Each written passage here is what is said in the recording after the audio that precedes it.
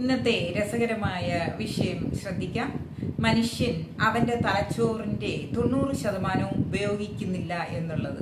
10% മാത്രമേ ഉപയോഗിക്കുന്നുള്ളൂ. നമുക്കൊന്ന് ചിന്തിച്ചാലോ? 10% മാത്രം. അപ്പോൾ 10% ഉപയോഗിക്കുന്ന ഒരു സാധനം കൊണ്ടാണ് നമ്മളുടെ തലച്ചോറുമായിട്ട് നമ്മൾ നടക്കുകയാണോ? ഇത് രസകരമായ ഒരു ചിന്ത, ഒരു വിഷയമല്ലേ? പണ്ടൊരു ലൂസി എന്ന് പറയുന്ന ഒരു സിനിമ ഇറങ്ങിയിട്ടുണ്ടായിരുന്നു. അത് ഐൻസ്റ്റീൻ പോലും 10% 20% ഒക്കെ ഉപയോഗിച്ചിട്ടുള്ളതെന്നാണ് പറയുന്നത്. തലച്ചോറ് നമ്മളുടെ എല്ലാ പ്രവർത്തനങ്ങൾക്കും 100% ഉപയോഗിക്കുക തന്നെ വേണം. അല്ലെങ്കിൽ ഒരു കാര്യവും നമ്മൾ ചിന്തിച്ച് പ്രവർത്തിക്കത്തില്ല. എല്ലാ പ്രവൃത്തിക്കും വേണം. നമുക്ക് ഫങ്ഷണൽ മെസ്സഞ്ചർ റെസണൻസ് ഇമേജ് ഒക്കെ വെച്ച് നോക്കിയാൽ നമുക്ക് നമ്മുടെ തലച്ചോറിന്റെ പ്രവർത്തനത്തിനെ കുറിച്ച് നമുക്ക് ഡീറ്റെയിൽഡ് ആയിട്ട് അറിയാനായിട്ട് സാധിക്കും. അപ്പോൾ ഇത് കാണുമ്പോൾ മനസ്സിലാവും നമ്മൾ 100% ഉപയോഗിക്കുന്നു എന്ന്. ഭയങ്കര ഹിറ്റായ ഒരു സിനിമയായിരുന്നു ലൂസി എന്ന് പറയുന്നത്. ആ ലൂസി സിനിമയിലെ ആ പെൺകുട്ടി ഏതോ മരുന്ന് കഴിച്ചപ്പോൾ സൂപ്പർ നാച്ചുറൽ പവർ കിട്ടുകയും അതിശക്തമായിട്ട് ബ്രെയിനെ ഉപയോഗിക്കുകയും ചെയ്യുന്നു എന്നുള്ളതാണ് അതിനകത്തെ തീം യഥാർത്ഥത്തിൽ. അപ്പോൾ അത് നമുക്ക് അരക്കിട്ടുറപ്പിക്കുകയാണ്.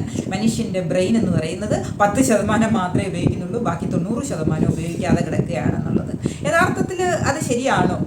ആയിരിക്കത്തില്ല. 10% മാത്രം ഉപയോഗിക്കേണ്ടുന്ന ഒരു വസ്തുവുമായിട്ടാണോ നമ്മൾ ഇങ്ങനെ സഞ്ചരിക്കുന്നത്? ഇത്രയും ഭാരവും കൊണ്ട് നടക്കേണ്ടുന്ന വല്ല കാര്യമുണ്ടോ? ദൈവം അങ്ങനെ തരേണ്ടുന്ന വല്ല കാര്യമുണ്ടോ? അതൊക്കെ വെറുതെ അല്ലേ? അപ്പോൾ ഇച്ചിരിയൊക്കെ ഒത്തിരി കുഴപ്പങ്ങൾ ബ്രെയിൻ ഉണ്ടായാൽ അൽഷിമേഴ്സ് അല്ലെങ്കിൽ ശാരീരികമായിട്ടുള്ള ഒക്കെ കുഴപ്പങ്ങളൊക്കെ വരുന്ന കാര്യം നമ്മൾ ആലോചിക്കുമ്പോൾ നമുക്കത് മനസ്സിലാവും. 10% മാത്രമല്ല, ഫുള്ളായിട്ട് നമ്മളത് ഉപയോഗിക്കുകയാണ്. ഏതാണ്ട് 100 ബില്യൺ നാഡീകോശങ്ങളാണ് നമ്മുടെ ശരീരത്തിലുള്ളത്. അപ്പം നാഡികൾ നമുക്ക് ഹൃദയം അങ്ങോട്ട് സങ്കോചിക്കുമ്പോൾ 15% ഓക്സിജൻ അടങ്ങിയ പ്രാണവായു അടങ്ങിയ ബ്ലഡ് തലച്ചോറിലേക്ക് പോവുകയാണ്. അപ്പോൾ ബ്രെയിൻ പ്രവർത്തിക്കണമെങ്കിൽ നല്ല ഓക്സിജൻ അല്ലെങ്കിൽ പ്രാണവായു നമുക്ക് അത്യന്താപേക്ഷിതമാണ്. അപ്പോൾ ബ്രെയിൻ എന്ന് പറയുന്നത് 90% മാത്രമല്ല, ഫങ്ഷണൽ മെസ്സഞ്ചർ റെസണൻസ് ഇമേജ് നോക്കുകയാണെങ്കിൽ നമുക്കിത് മനസ്സിലാകും. അപ്പം വെറുതെ നമ്മൾ വീണ്ടും ഇനി അത് പറയാതിരിക്കുക അതല്ലേ നല്ലത്. നമ്മളൊന്ന് ചിന്തിച്ച് നോക്കുക. രാവിലെ നമ്മൾ ഇപ്പോൾ ഒരു കൊതുക് മസ്കിറ്റോ ഒന്ന് കുത്തി. അപ്പം നമ്മൾ ചിന്തിക്കും. എന്താണ് ചിന്തിക്കുന്നത്? ഇവനെ എങ്ങനെ ഇവിടുന്ന് ഓടിക്കാം. അപ്പം നമ്മൾ അങ്ങനെ ചിന്തിക്കുമ്പോഴാണ് ആ മൊസ്കിറ്റോ നെറ്റുകൾ കണ്ടുപിടിക്കുന്നതും ബാറ്റുകൾ കണ്ടുപിടിക്കുന്നതും അവനെ എങ്ങനെയെങ്കിലും ഓടിക്കാനുള്ള പദ്ധതികളൊക്കെ ഉണ്ടാക്കുന്നത്. അപ്പോൾ ഇതുപോലെയാണ് മനുഷ്യന് ചിന്താശേഷി ബ്രെയിനിൽ നിന്നാണ് വരേണ്ടുന്നത്.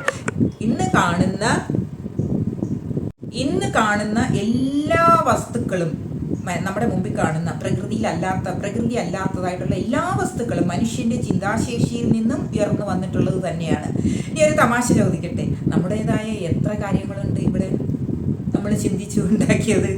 ഏതെങ്കിലും മാർക്കറ്റിൽ ഇറങ്ങുന്നുണ്ടോ? ഇല്ല. ഒരുപാട് പേർക്കും ഇല്ല എന്നാണ്.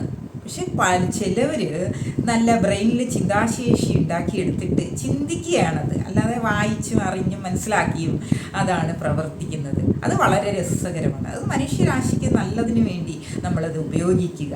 നല്ല വർത്തമാനം, നല്ല വാക്കുകളൊക്കെ ഉപയോഗിക്കുമ്പോൾ നമ്മളുടെ തലച്ചോറും അങ്ങ് പ്രവർത്തിക്കും. അല്ലെങ്കിൽ നമ്മളും അങ്ങ് വിഷമത്തിലേക്ക് പോകും. പണ്ട് കർണനൊക്കെ കണ്ടില്ലയോ? ശല്യരുടെ വാക്കുകൾ കേട്ട് സഹിയിട്ട് അദ്ദേഹത്തിൻ്റെ തലച്ചോറ് അങ്ങ് നെഗറ്റീവിലേക്ക് പോവുകയും അവിടെ വീണ് പോവുകയൊക്കെ ചെയ്യുന്ന മഹാഭാരത യുദ്ധത്തിൽ കർണനും ശല്യരുമായിട്ടുള്ള സംഭാഷണമൊക്കെ നമ്മൾ ഓർക്കണം. പഴമയിൽ നിന്ന് നമുക്ക് ഒരുപാട് കാര്യങ്ങൾ പഠിച്ചെടുക്കാനുണ്ട്. ഒരുപാട് രഹസ്യങ്ങളാണ് നമ്മുടെ ഇതിഹാസങ്ങളിലും ചരിത്ര പുസ്തകങ്ങളിലും ഒക്കെ ഉള്ളത്. നമ്മൾ അതൊക്കെ അറിയുക. തലച്ചോറിനെ നമുക്ക് വേണ്ട വിധം ഷാർപ്പൻ ചെയ്തെടുക്കാവുന്നേ ഉള്ളൂ. തലച്ചോറ് എല്ലാ ഭാഗവും എപ്പോഴും ഉപയോഗിച്ചുകൊണ്ടേയിരിക്കുക. നമ്മൾ ഉറങ്ങുമ്പോഴും ഈ തലച്ചോറ് ഉപയോഗിക്കുന്നുണ്ട്. തലച്ചോറിൻ്റെ 90% അല്ല, 100% നമ്മൾ ഉപയോഗിക്കുകയാണ്.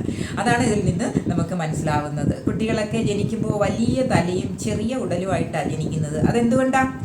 പൂർണ്ണ വളർച്ചയെത്തിയ ബ്രെയിനുമായിട്ടാണ് ഓരോ കുഞ്ഞുങ്ങളും ജനിക്കുന്നത്. കുഞ്ഞ് ജനിക്കുന്നുടനെ പ്രാണവായു കിട്ടണം. ആ പൊക്കിൾക്കൊടി മുറിക്കുന്നുടനെ ശ്വാസം, ഓക്സിജൻ കലർന്ന പ്രാണവായു കിട്ടിയില്ലെങ്കിൽ ആ കുഞ്ഞിന് എന്തെങ്കിലുമൊക്കെ ബുദ്ധിമുട്ടുണ്ടാകുന്നത് നമ്മൾ ശ്രദ്ധിക്കണം. അപ്പോൾ അത് പ്രാണൻ കടന്നു ചെല്ലണം. രക്തം തലച്ചോറിലേക്ക് കടന്നു ചെല്ലുകയാണ്. അപ്പോഴാണ് അവിടെ എല്ലാം ശരിയായിട്ട് പ്രവർത്തിക്കുന്നത്. അപ്പോൾ ചെറിയ ഒരു കുഴപ്പം വന്നാലും ഉണ്ടാവും. അവിടെയാണ് നമ്മൾ അറിയേണ്ടത്. ചെറിയ കുഴപ്പം വന്നാൽ ആ കുഞ്ഞിന് എന്തെങ്കിലുമൊക്കെ ബുദ്ധിമുട്ടുണ്ടാകുന്നത് അതുകൊണ്ടാണ്. ശാരീരികമായിട്ടും ബുദ്ധിപരമായിട്ടും ഒക്കെ പുറമോട്ടേക്ക് പോകുന്നതിൻ്റെ ചില കാരണങ്ങൾ അതാണ്.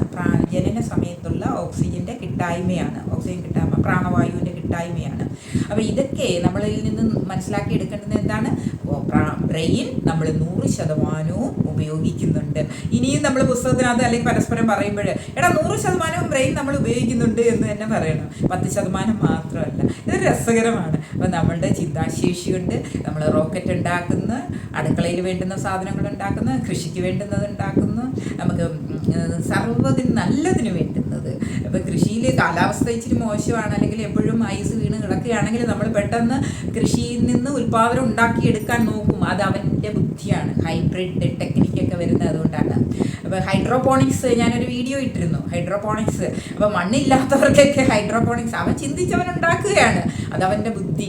പക്ഷേ യഥാർത്ഥത്തിൽ ഭൂമിക്ക് ജീവൻ, ആ ഭൂമിയിൽ നിന്നും നമ്മൾ ആ ജീവനെ വലിച്ചെടുക്കുകയാണ്. ഭൂമിയിൽ നിന്നും, ആ സ്പേസിൽ നിന്നും ആ ഊർജ്ജ കിരണങ്ങളാണ് നമ്മളെ ആക്ടിവേറ്റ് ചെയ്യുന്നത്.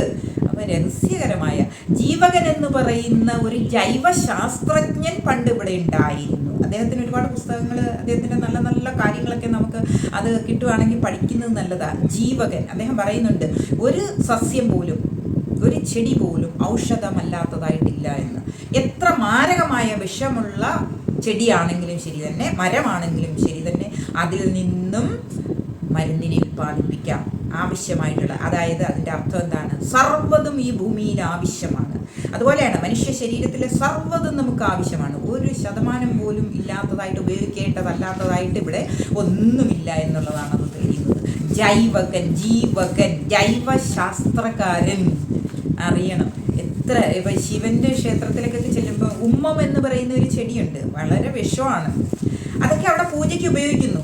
അപ്പോൾ അത് മരുന്നാണ്. അൽഷിമസ് ഒരുപാട് രോഗങ്ങൾ, അജ്ഞാതമായ രഹസ്യ രോഗങ്ങൾ, അതിൽ ഉള്ള മാരക രോഗങ്ങൾക്കും ഒക്കെ ഉള്ള മരുന്നുകൾ ആ ജീവകൻ കണ്ടെത്തിയിട്ടുണ്ട്. നമ്മളതൊക്കെ മനസ്സിലാക്കി എടുക്കുമ്പോൾ നമ്മൾ അത്ഭുതപ്പെട്ട് നിന്നു പോവുകയാണ്. ഈ പ്രകൃതിയിൽ ഈശ്വരൻ എന്ന് പറയുന്നത് സൈക്ലിക്കായിട്ട് ഒന്നിൽ നിന്നും മറ്റൊന്നിലേക്ക് കടന്ന് മനുഷ്യൻ ഇങ്ങനെ വീൽ ഓഫ് ടൈം, മനുഷ്യനും പ്രകൃതിയും ഇത് അന്തരീക്ഷവും എല്ലാം പഞ്ചതത്വമായിട്ട് നമുക്കുള്ള ബന്ധങ്ങളാണ്. സൈക്ലിക് മൂവ്മെൻ്റ് ആണ്. ഒന്നിൽ നിന്നും മറ്റൊന്നിലേക്ക് വാങ്ങിച്ചെടുക്കുക, കൊടുക്കുക, വീണ്ടും സ്വീകരിക്കുക, കൊടുക്കുക. ഇതിങ്ങനെ സൈക്ലിക് മൂവ്മെൻ്റ് ആണ്. ഇതാണ് കാലചക്രം എന്ന് പറയുന്നത്. അപ്പം നമുക്ക് ഇന്നത്തെ ചിന്താവിഷയം ബ്രെയിൻ നമ്മൾ 100% ഉപയോഗിക്കുന്നുണ്ട്. ഒരു നാഡീകോശം ഭയങ്കര നീളമുള്ളതൊക്കെയാണ്, 1 മീറ്ററിൽ കൂടുതലൊക്കെ നീളം കാണും. അപ്പോൾ നമ്മുടെ ശരീരത്തിൻ്റെയൊക്കെ ഒരു ഇത് ഒന്ന് ആലോചിക്കണം. അപ്പോൾ നാഡീകോശങ്ങൾ എത്ര എണ്ണം ഉണ്ട്? 100 ബില്യൺ നാഡീകോശങ്ങളാണ് ഉള്ളത്. ഇതെല്ലാം പ്രവർത്തിക്കുകയാണ്, നിരന്തരം പ്രവർത്തിച്ചുകൊണ്ടിരിക്കുകയാണ്. ഉറങ്ങുമ്പോഴും, കരയുമ്പോഴും, ചിരിക്കുമ്പോഴും, വിഷമം വരുമ്പോഴും, ദുഃഖം വരുമ്പോഴും, സന്തോഷം വരുമ്പോഴും. സന്തോഷം വരുമ്പോഴാണ് മനുഷ്യ ശരീരം ഏറ്റവും കൂടുതൽ ചിന്തിക്കുന്നത്, സന്തോഷിക്കുന്നത്, തലച്ചോറ് നല്ല രീതിയിലേക്ക് പ്രവർത്തിക്കുന്നതല്ല. ഒരാളൊന്ന് വഴക്ക് പറഞ്ഞു നോക്കട്ടെ, നമ്മൾക്കൊന്ന് ചിന്താശേഷിയൊക്കെ അങ്ങ് കുറഞ്ഞു, അയ്യോ അങ്ങനെ വേണ്ടാത്തൊക്കെ അങ്ങ് ആയിപ്പോകും. അങ്ങനെയൊന്നും ആയിപ്പോകാതെ ഇന്നത്തെ ശുഭദിനം, എല്ലാവർക്കും ശുഭദിനം ആശംസിച്ചുകൊണ്ട് ഇന്നത്തെ